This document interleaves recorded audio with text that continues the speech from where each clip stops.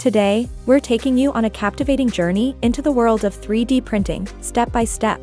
Buckle up and let's dive in.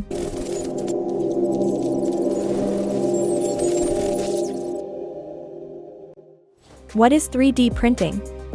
At its core, 3D printing is the process of creating physical objects from digital designs. It's like magic, where you turn your imagination into reality.